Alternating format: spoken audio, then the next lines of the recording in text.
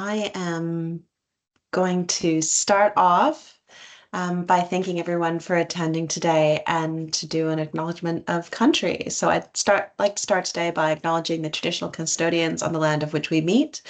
And I'm based in the northern beaches of the Gadigal people of the Eora Nation, and I may pay my respects to their elders past and present, and I extend that respect to any Aboriginal and Torres Strait Islander peoples joining us today. May we continue to listen, learn, and walk together with respect on this country. I am very excited about this panel today as we get to talk about what I obviously, being very biased, critically see as the importance of the higher learning data standard and the impact that will have, hopefully, on tertiary harmonization across the sector and allowing us to, with a bit more agility, impact the future of tertiary education.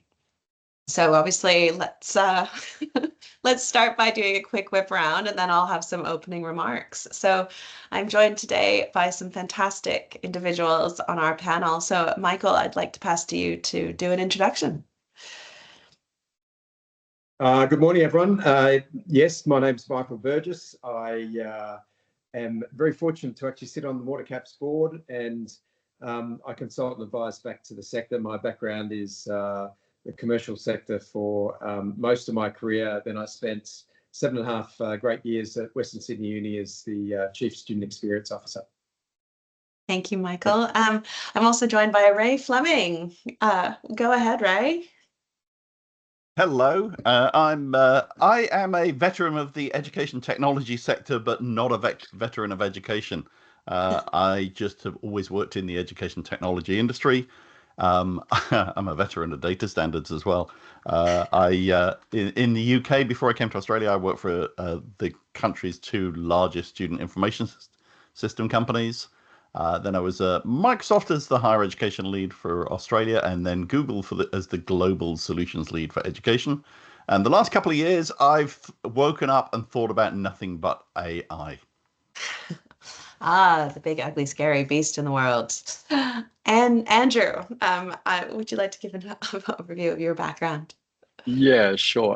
So I'm currently the technical principal of MortarCAPS. I run working groups for the locals, Australia and New Zealand, as well as the Canadians. I've been building out the MortarCAPS data standard since the middle of last year, with engagement from the working group since about October onwards. And I am a founding partner of Ingenuity Partners, which spawned MortarCAPS as a child company, now a charity, trying to stand on its own 2 feet. And since then, I've been working between various sectors like education, finance, device technologies, and things like that. So various projects throughout my career. But now I'm all in on the whole standards game. Thanks, Andy. So, gentlemen, let's call it what it is. The sector is drowning in data, disconnected, duplicated data, systems, reporting chaos. Institutions have up to hundreds and hundreds of various applications that all speak different languages. And so how do we solve these problems when everything exists in silos? And what if we could flip that model and imagine a world where data is shared seamlessly, reducing that complexity and allowing us to build trust in the data that we're seeing and actually be able to improve the lives of students from inquiries right the way through to alumni. We know that this works in other sectors. There are well-trodden paths in other sectors, such as financial services, which has been our guiding light in the world of MCDS in terms of what we've built today. So I want to walk through and unpack with you why this is just not, as the guys in the financial services said, data standards are boring. Well, you've had them for decades. That's pretty exciting for this sector. So help me unpack why it's not just a technology solution, but this is actually the foundations for that transformation agenda. So as we look across the sector, what big trends and pressures are shaping the world in which universities and vocational providers operate, and how is this the foundation for the future?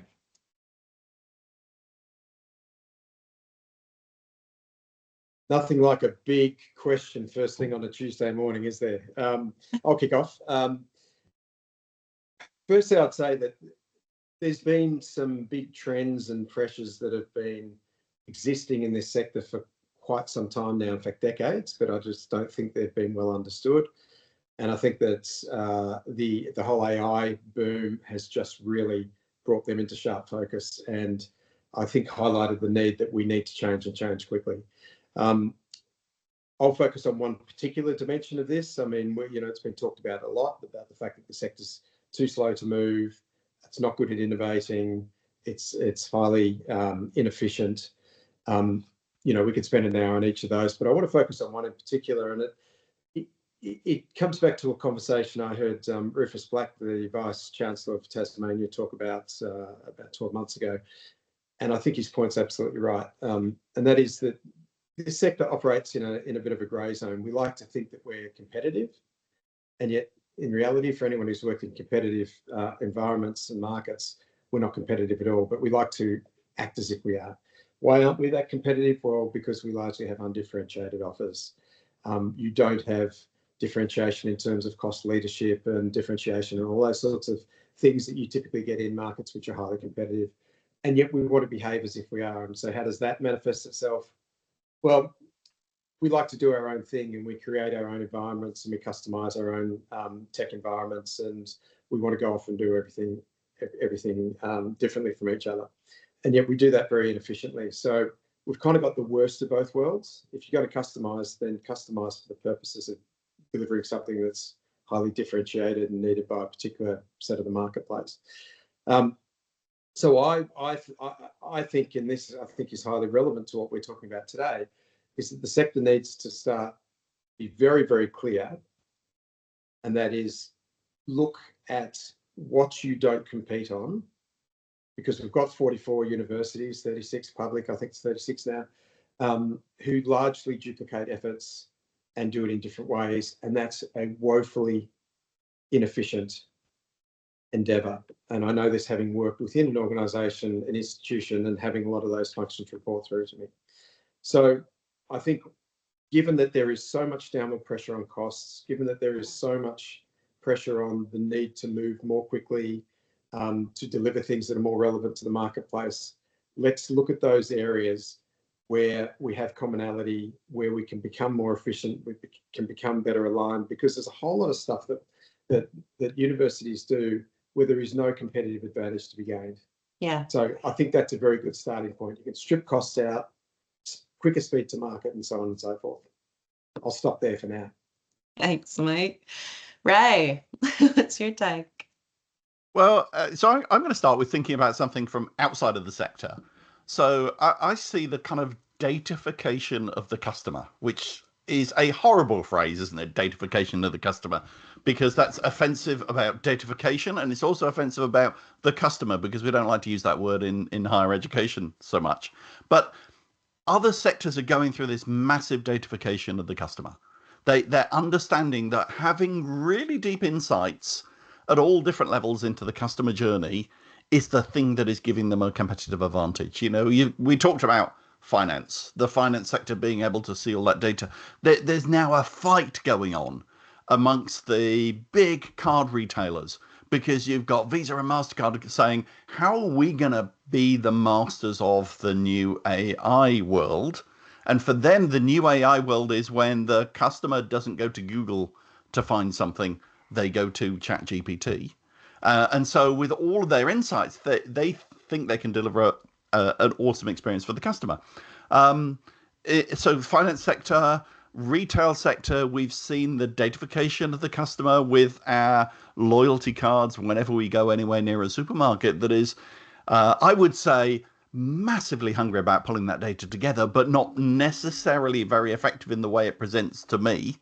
But if I think about the opportunity that's there then for datafication of the customer in higher education, and let's be honest, it's not datafication of the customer, it's deep understanding of the learner's journey. Yeah. And the learner's journey shouldn't just be the year before they join, separately the 3 to 4 years that they're with us, and then separately the 20 years that we're asking them for money. But that complete journey, because we're going to be going into a lifelong learning journey, and that's going to happen across multiple institutions in reality, because people are going to learn from their employer. They're going to learn separately through micro-credentials. They're going to learn through their university journey. So, like, put all that together and say, well, if you were to design a perfect model for how you could really take advantage of the data that is there, that is not necessarily being thought of as data and is certainly locked in different systems. If you could unlock that, how would you redesign your customer's journey? How would you design the learner's journey as a lifelong learning journey?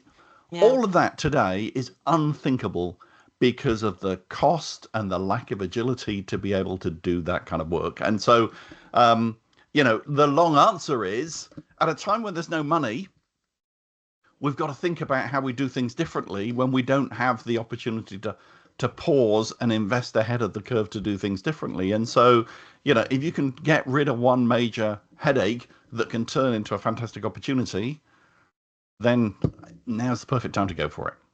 Yeah, absolutely. And just to jump off at your point and to pass to you, Andy, I know that in a guiding light for the MCDS development is ensuring that data actually will at some point end up in the hands of the individual who owns it, which isn't actually the institution, despite what they think. Individuals' data needs to be able to be owned and then ported around. So what are you seeing in terms of some of the discussions that we've been having with various groups like Access and things like that?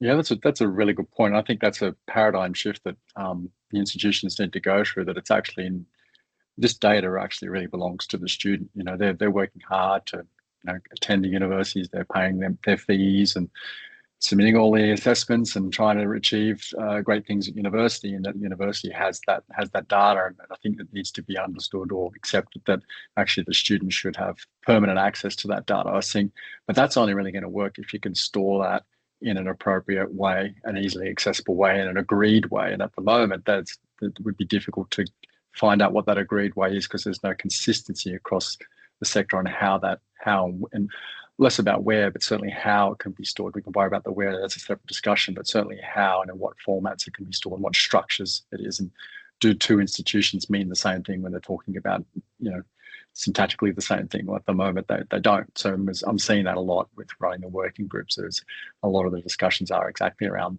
agreeing on certain things. And mercifully, everyone's got a positive approach to this, that they can adopt whatever suggestions we have as we move forward. That's not a problem. So there's definitely a lot of excitement around that, and a willingness to change, which is very encouraging. So that's really good to see. Thanks, Andy. Mike, I'm going to ask you now, because obviously one of the main drivers around the willingness to change may be some of the external factors. We've got budget pressures, the rising student expectations, and employers identifying significant skills gaps. So, where do you think most institutions have been getting it wrong previously, and how can they move forward, with the need, the urgent need today? Well, firstly, I'd say the last thing we should be doing is cutting back on investing in the things we need to invest in. And it's all too easy. We see this a lot when, there's cost pressures applied. And what do? We stop spending, and typically stop spending where we should be spending. I was lucky enough to see the amazing Genevieve Bell speak to a bunch of us a number of years ago. And she spent, I think, a dozen years at Intel. And she was saying that one thing she learned from that experience was during the recession of 2008, Intel zigged when everyone else zagged, and they actually invested a huge amount of that period of time to huge advantage to them. I just think that's something that the sector needs to think about, but it needs to think about where it invests. And this gets to one of my greatest frustrations with the sector, and that is Scott Pulsifer, the really impressive president of Western Governors University, states universities are attracted to bright, shiny things. And we see this across the board where, I'm sure we could all give many examples of institutions who have gone and invested tens of millions, if not hundreds of millions of dollars in new technology platforms. And their starting point is the technology. And they spend all of this money and it doesn't turn the dial effectively on anything of any particular meaning. Why? Because their starting point's wrong. and their whole frame of reference is wrong. And this comes back to the strategy piece, which I think is generally done very poorly in the sector. So, be very clear about, what it is you want to do, how you're going to differentiate, the markets you're going to play in, how you're going to win. And then off the back of that, you can then make a determination around what is the capabilities we need to enable us to do that. Now, that's a very different way of approaching it, rather than saying, I love that platform over there, let's implement it because it's going to be great. So I think by taking a much more robust strategic approach, and by being a lot more disciplined about the outcomes you're going to achieve and ensuring that you deliver on those outcomes, including operational efficiency and driving greater efficiency for the institution, would go a long way towards getting the sector back on track. And just a quick point, Charles, on efficiency, because that's seen as being a bit of a dirty word. And I think, people see whenever there's a discussion around efficiency, well, that's bad because people are going to lose their jobs. I have a very different view on this, and that is inefficiency leads to people losing their jobs. Yeah. If you can drive much greater efficiency in an institution, then that frees up resources, frees up capital to be applied to areas that are going to drive sustainability for the business. And I think back to when I was at Western, and I was fortunate enough to lead our crisis management team during COVID. And we managed to gather hundreds of people from across the institution whose day jobs no longer were able to be done, and to apply them to helping our students and to doing value-adding activities for students during a period of obviously immense stress. What was really interesting about that experience is a lot of what those people were doing in their day jobs wasn't actually missed. And I think it's just an illustration of the fact that there is so much redundancy built into our system. So, driving efficiency and reallocating labour and capital and so on to value-adding, that's part of the whole strategy piece. Absolutely, Mike. And just to reiterate your point, I would love to see MCDS just be part of the commodity normal standard, not even talk about. It should not be revolutionary in 5 years' time. So we are focusing on differentiation. And also to your point, and Ray, I'm going to ask you a question now. AI, it's shiny. lots of conversations about a shininess of AI. They're going to bring it into every institution. And obviously, I think we all know what it feeds off of and the risk to institutions. Do you want to make some comments around, from your perspective, what kind of fundamental infrastructure universities and vocational sector need to be able to benefit from AI? Gee, I hadn't noticed that AI had turned into this shiny thing. I've been co-hosting the AI in Education podcast since 2019. In 2019, it was the world of the geeks and the nerds and the propeller heads. And we had this micro-focused audience. And over the last 5 years, since November 22, it's just gone like that. Huge explosion in both the number and the types of people that are listening, because AI used to be that thing that was only specialist for some people. We all knew it was doing stuff, but it didn't really be the kind of stuff that we understood. It was the guys and girls in hoodies were the ones that did the AI stuff, and now everybody's doing it. As we know, everybody is doing it. But let's just go step back a little bit. Behind the AI is the really interesting thing, and I've done enough projects now to know this is how it works. 80% of your budget on any AI project is spent on cleaning up your data and getting it together. At least 80%, and probably 80% of the final budget, not of the starting budget. It's probably 150% of the starting budget. But the really important thing, though, is that 80% of your time is spent on that as well. And 80% of your energy is spent on that bit, which is, how do we get this data? How do we get access to the data? Who's allowed access to the data? Can we bring these things together? Have we declared this is use of the data? All of that takes all the time. And so by the time you get to the exciting stuff, the bit where you're delivering organizational value from being able to apply AI to that data, you've run out. You've run out of money, you've run out of energy, you've run out of time. You're already 3 years late, because any BI project is always 3 years late. but you kind of get into that point where the energy at that point, when you're supposed to be doing the really exciting bit, is petering out. And so anything you can do to help move that part forward has got to help. And so, that's why data standards are good, because you suddenly fixate on solving the business problem, not solving the technology problem. The other thing I'd say is universities especially have got huge amounts of data that they don't regard as data.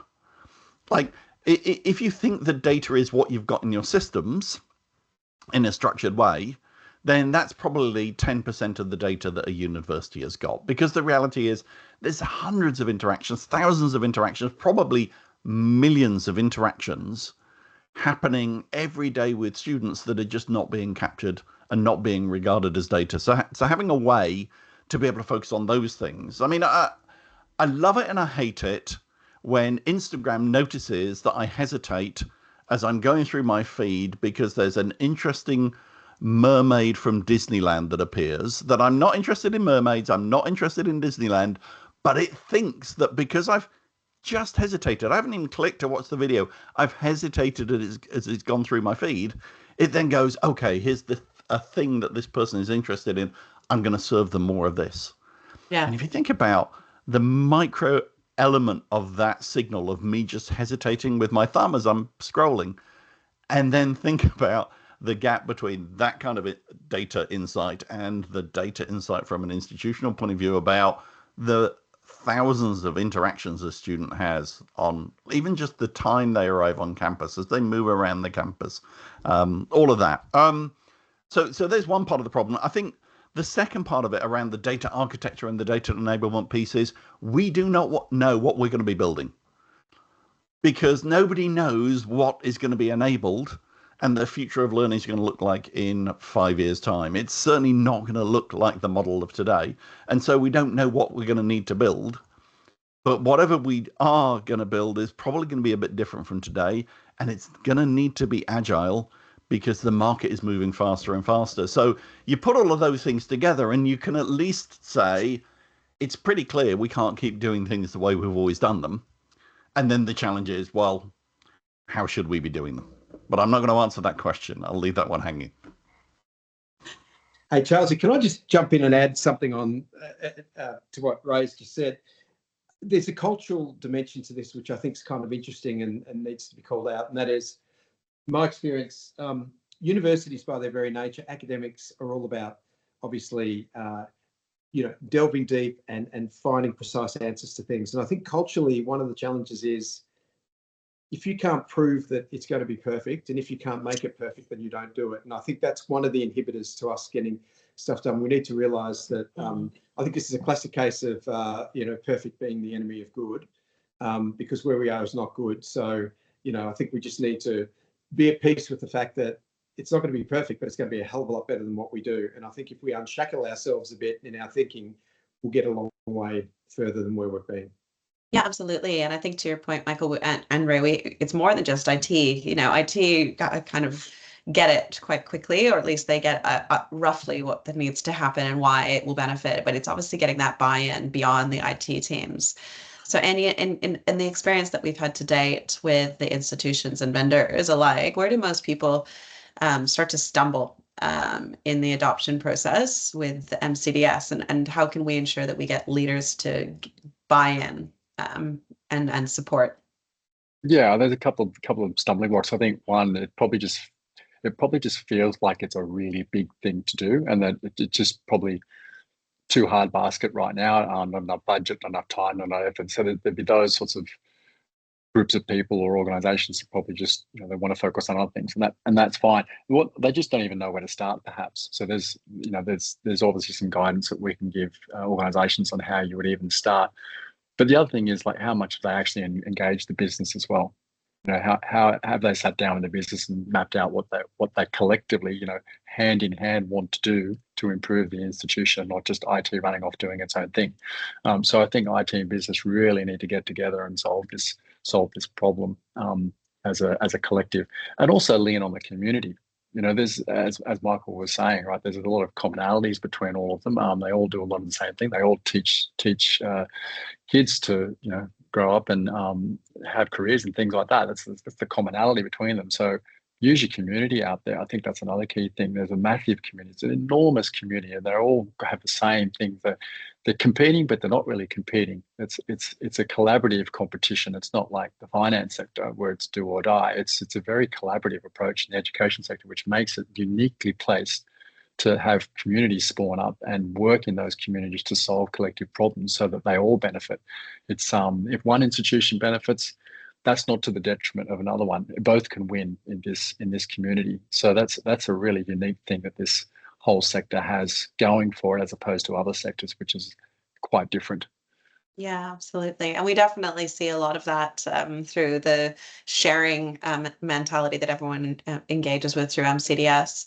And obviously, there's big risks to doing stuff, but I feel like at this point, there's biggest risks to not doing anything, and huge missed opportunities when institutions don't prioritize effectively getting the foundations ready for the future. So to all of you, what do you see is the biggest risk, and how might we address that? And also another lens on that is part of the collaboration is working outside of ourselves, whether it's with vendor partners or with government and also industry. How do we prioritize getting the foundations right so we don't miss those opportunities?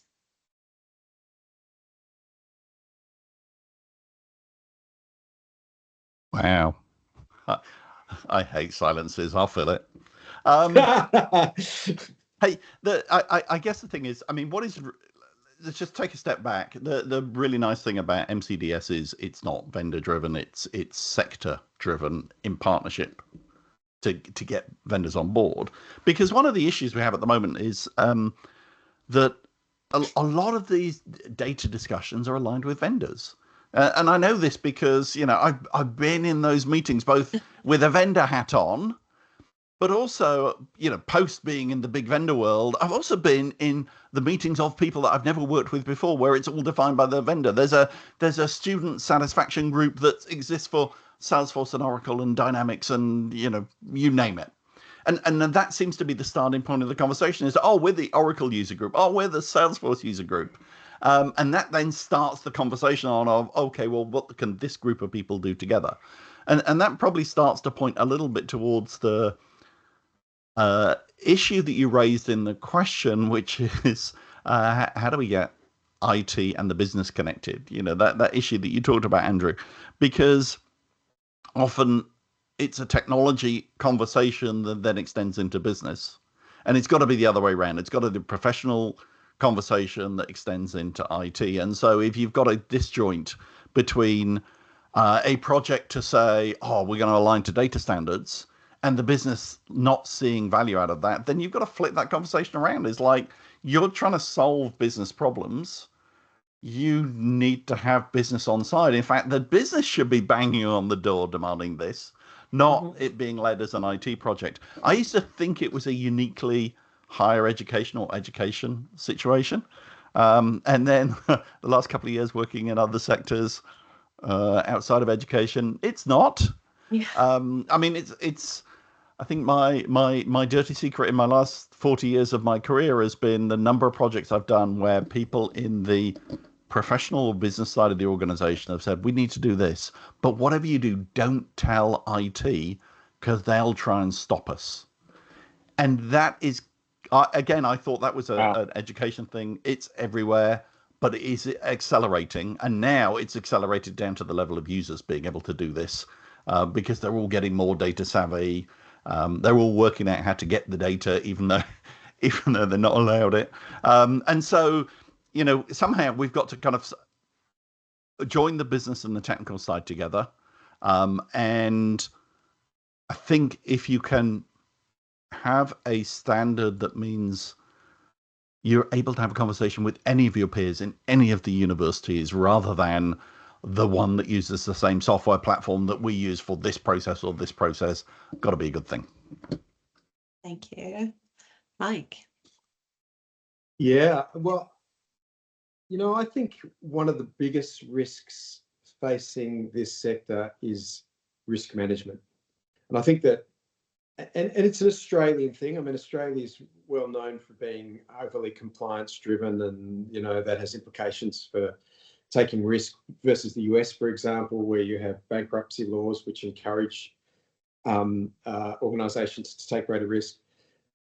But I think this sector is probably kind of more risk averse than most. And I think what's not understood is that risk aversion is a huge risk in and of itself, particularly when you've got an environment like we have at the moment that everyone's operating in. So I think what's required here is bold leadership and cultural change. And it's really interesting, when I started in this sector, and I was one of those kind of weird sort of aliens dropped in from the commercial world, and they used to say what I thought, and no one else would say anything. It was really quite odd culturally that it was not seen to be safe or appropriate to say what you thought, which is just the worst possible kind of environment you can have. That's now starting to change, and there is greater provocation around what needs to be done, what should be done, calling out of what we're not doing. For anyone who saw Catherine Livingstone's evisceration of the sector at Universities Australia this year, there needs to be more of that. And then you actually starting to see, I think, a new breed of VCs like Chris Moran at UNE who are coming out and saying, right, well, we're going to prove everyone wrong. Let's challenge ourselves. So, I think there does need to be change in mindset, because, and just very quickly back to my experience with the crisis management team during COVID again, one of our great learnings out of that was we really burst that risk myth bubble, because all of those things that we have in places, all of those steps and those committees and, policies and God knows what else supposedly there to manage risk, you get them out of the way, and guess what? Your risk actually reduces, and more things get done. So that would be, for me, if there's one thing we can do in this sector, it's let's really understand what risk really is, and let's just change the way that we think and do off that basis. Yeah, absolutely. Now, sorry, I was just going to say. Sorry, go on. Sorry about that. So, from my perspective, piggybacking off what Michael and Ray sagely said, I think complacency is a big risk. I think the do nothing option is actually not an option. I think we're at an inflection point here with the geopolitical pressures, with financial pressures, with cohort changes, with the market moving in different directions. I just think the do nothing option is not an option. So that would be the biggest risk in my opinion. Just don't do the do nothing option. Just do something, and hopefully it's getting aligned with your communities and doing the same sort of things that your partners are all agreeing are a great thing to do. Yeah, and I'm going to add to that. The COVID story is an interesting story, because if you think about it from an IT perspective, it demonstrated that the decade before had been about getting the right infrastructure in place to be able to support an institution to, on a dime, turn and face in a completely different direction. Almost no institution had to go out and spend a heap of money on new technology platforms to enable a 100% remotely delivered learning experience. It was already there. Everything had been bought already to enable it, but it hadn't been put in place. And so I guess if we take one lesson out of that, alignment enables change, and having everybody faced in the same direction is the thing that could make the difference. And we always hear about never waste a crisis. That's really it. It's like, maybe that's the opportunity to be aligned. And so maybe, like, I'm always going to bring it back to AI, because that's all I wake up and think about every day. But AI has created a crisis for us in higher education. Maybe that's the opportunity to put the alignment together and go, not only is it a huge risk for the institution because tax are going to come down on us, but it's a huge opportunity to build something for the future delivery of education.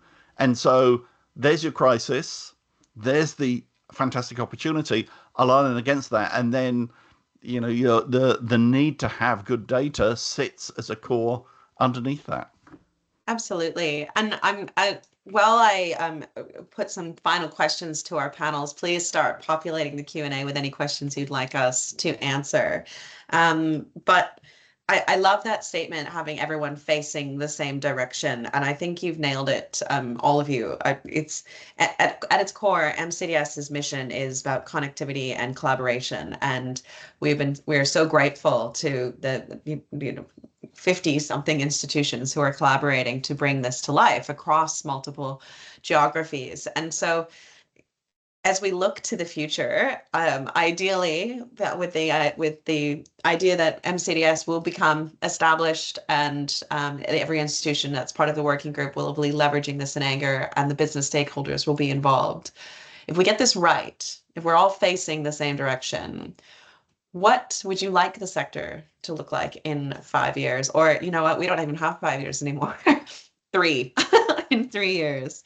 What do you think it could potentially look like? And what would be our blue sky? Obviously we could have a very different outcome if we don't, but what would be the blue sky?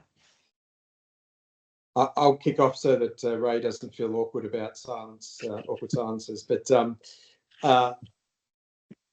what I would like to see is a much more heterogeneous market where, and I think one thing we've got to be careful or clear about is having something like a MortarCAPS data center, which is a brilliant initiative and one of the best opportunities the sector's got to be more efficient, to be quicker, speed to market, and all of the rest of it. That doesn't mean that everybody comes out with the same offer, the same experience.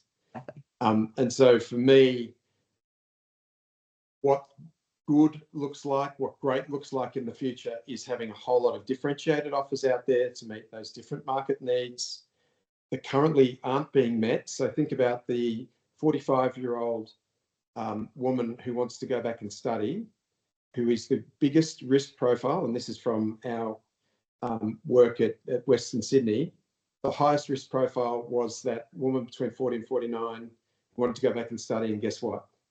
Her chances of completing her studies were the lowest out of all of the cohorts. Why?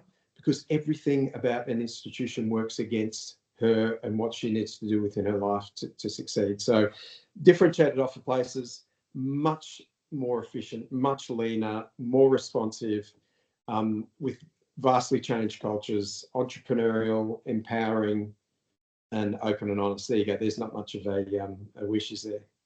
No, that's easy. And it's my 40th birthday this year. I am one of that demographic. So there you go. Ray, over to you. Wow. I'm not sure if I should add to Michael's or change direction. So let me be practical. Australia was the last country in the world to have Blockbuster stores. And I think that calls back to that risk appetite that Michael was talking about. I was at an event recently with a group of senior university leaders thinking about what the future of education might look like in the future of universities. And one of the things we said is, well, maybe it's going to look like Netflix rather than Blockbuster. In fact, Blockbuster, it's almost like you've got to buy the box set of DVDs. In fact, you've got to buy the whole box set of all the series, and you've got to watch all of them before you can go and look at anything else in the Blockbuster store. Whereas the Netflix model is, oh, I don't like this, I'm going to go watch that, or I'm going to put together the things I want, or I'm in this mood tonight, this is what I'm going to watch. Now, if that was going to be a model for lifelong education, what would you have to do in order to be able to get there? I think that's probably the scenario, one of the scenarios that people might have as a North Star to look at. And out of that, you realize the massive complexity of getting from where we are today to where we should get to. It's not necessarily going to be the answer, but it is going to be something disruptive like that, because there's a lot of unmet need for learning in the workforce that is bigger than the met need for learning in year 18 to 23. Yeah, absolutely. Definitely. Andy, any thoughts? Yeah, no, absolutely. So from my perspective, when I went through uni, which feels like an eternity ago, I think the attitude of the institution was, if we build it, they'll come. And, you take what we offer you, and that's the end of the story. If you turn up, great. If you don't turn up, we don't care. And this is quite a while ago. That's those days are long gone. And the ability back then to really choose your own adventure, like precisely what you wanted to do, wasn't much of an option. Somewhat, but not much of an option. But I think that what's happening these days is that it needs to go back into the hands of the prospects, the potential students. They want to choose their own adventure. They want to be very precise about what they want to do. And I think that flexibility of being able to say, I want to be able to do these sorts of learning things at that institution, but I want to go to that other institution as well, and I want to combine them together, because together all of these things are things that I want to learn about and want to be good at and want to make a career out of. Why do I need to go through a 3, 4 or more year program of work when only a third of it is actually interesting and relevant to what I want to do after it? Why can't I do that third at that institution and maybe another third at another institution and another third at another institution, bundle them all together, and hey, I've got exactly what I wanted out of my learning career, and be recognized for that as well, not just have a third of a degree, which doesn't cut the mustard. You can't do a third of a degree anywhere, as far as I know. So, why not be able to have the ability to bundle these things together and recognize that you've done some amazing stuff and it's precisely what you wanted to do at precisely the institution you wanted to study at that point in time, and it's not just a lost amount of time studying 2/3 of things which are never going to serve you in real life. So I'd like to see that sort of flexibility and from the institutions, to not have the attitude of if we build it they'll come, and if they don't, so what? Like, no, it's like we need to cater specifically to what all the market's asking for and have that degree of flexibility there. The World Economic Forum warned of a global reskilling emergency, with more than 1 billion people needing to upskill by 2030. So, and this was a conversation that we had in our last panel on the national skills passport and the evolution of that as that starts to come to life. So, are there any questions from the audience? And thank you for joining us today, where you'd like to discuss further, or any of the points related to that. But if nothing else, we have a burning platform, and we know we need to modernize and change. So we're hoping that through those of you who are joining us today, you are the foundation of the future.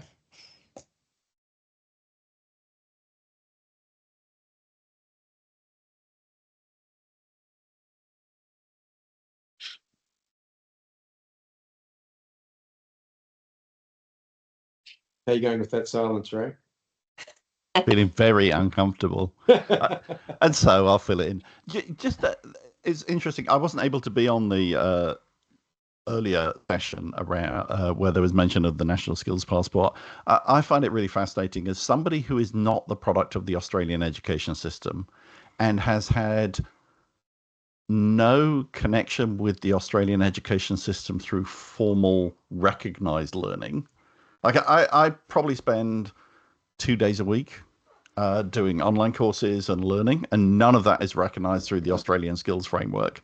The one thing I would say is that creates, if you think from an institutional basis and you think from a system basis, you're creating a gap for learners to access the system, but also for the system to access the learners. And so if you think about the 5 million Australians that need to reskill in the next 5 years, if they are like me and they don't have a profile that exists within the Australian education system, then you've got a big on-ramp to get in there. And that's where, good data that gives you good insights, but the ability to pull in good data as well. Maybe it's data for their employer about the learning that they've done while they've been employed. That stuff is really important to be able to recognize and bring in as well. Absolutely. I agree. Go ahead, Mike. Well, I was just going to say, to that point, we've got two sort of main audiences here, and we quite often forget the other. I mean, obviously there's the learner, but then there's industry as well. And, it's a known fact that the gap has widened in terms of what industry needs and what it's being delivered. And that is only going to get worse. I think, Ray, your example of someone who's been in the armed forces for 20 years, who is, in fact, you can do a better job than I've of just kind of, bringing that to life in terms of where that gap exists for somebody like that. He says, handing over to Ray. I'll keep going. No, over to you. Oh, I was going to use that as a test, Michael, to see if you'd listened and could repeat. So, yeah, I mean, the example is if you're a veteran, leave the forces, you might have had 20 years driving a forklift or a tank or a low loader or whatever, because the armed forces don't train to AQF standards. All of that is thrown away the minute you leave services. It's not recognized, which is absolutely bonkers.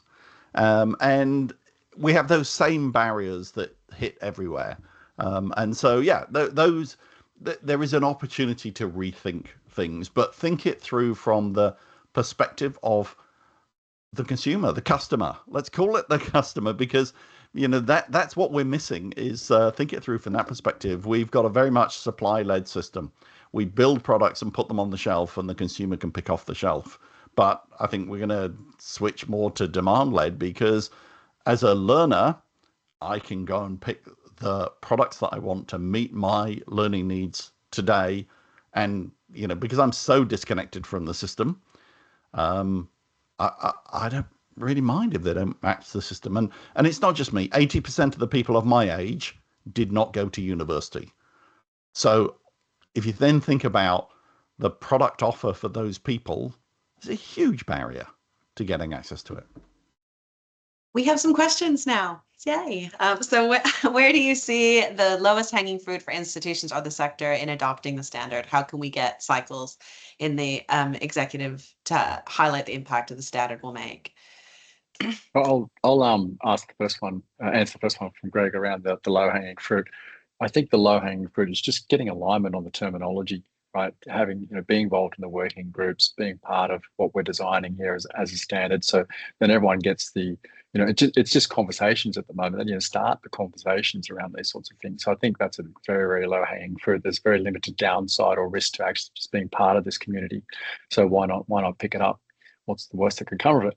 Not a lot. So yeah, that's the low hanging fruit. But then also start thinking about, well, how are we going to change our integration systems? There's some back office systems that are integrating, or within either the landscape of the institution, or maybe with pick some partners that are outside of your institution, and how can we start integrating that using the MortarCAPS data standard between these disparate systems without impacting how the actual institution functions. So I think that would be a quick proof of concept to make sure that you can actually adopt the standard and get it going. So, and then how do we get cycles and executives? I think that's just raising the profile of the standard up to the exec level. So we do have execs in the working group. So I think it's just like broadening that out, getting the business people involved, your registrars involved, etc. So I think it's just about highlighting to them what the efficiencies you're going to get if you start standardizing the way systems collaborate with each other. I think they'll see the benefit of that pretty quickly. It will enable institutions put back into their hands the ability to choose what vendors that they deal with, and then plug and play those, or completely outsource them, as Michael was talking about before. Standardize on this sort of stuff. So I think a lot of business people will see the advantage in that, because it'll reduce their costs, right? Yeah. Thanks, Andy. I'm just conscious of time. So Victor has asked how given how critical it is to align data and AI initiatives, should MCDS be building foundations in both areas of part of the coordinated multi-stream program of work? So I'll answer this one. So MCDS is a data-first approach. So these are inherently linked, and we know that. We can't have trustworthy, ethical, scalable AI without clean, standardized data. And so what we are providing with MCDS is the foundation for that. And then also we're trying to ensure that our fields are structured and optimized to support the AI use cases. And we're doing things like separating our reference data from it to ensure we have multi-geography enablement, which makes it easier. But I think what the real benefit of this, the MCDS working groups, is that we have effectively sub-working groups. So we have also the ability to work in parallel streams of development with vendors who are doing a huge amount of work in embedding AI into all of their platforms. So whether we create a dedicated AI analytics stream alongside the development, which we can absolutely do because we have lots of sub-working groups, but also working with the sector and the vendor partners to influence their roadmaps to ensure that's baked in to enable the next generation of AI-ready solutions. So We consider this the data backbone that will enable ethical AI and have a positive impact on the sector. Thank you, Victor. Thank you, everyone, for your time today. And thank you so much to my amazing panelists for joining us to enlighten everyone around what we're trying to do with MCDS and some of the big challenges the sector will have that we have to navigate in the future. We will be putting this onto our website as well as on LinkedIn and things like that, so it will be downloadable and viewable for everyone who was unable to attend. So thank you so much. Thanks, everyone. Thanks, Chelsea.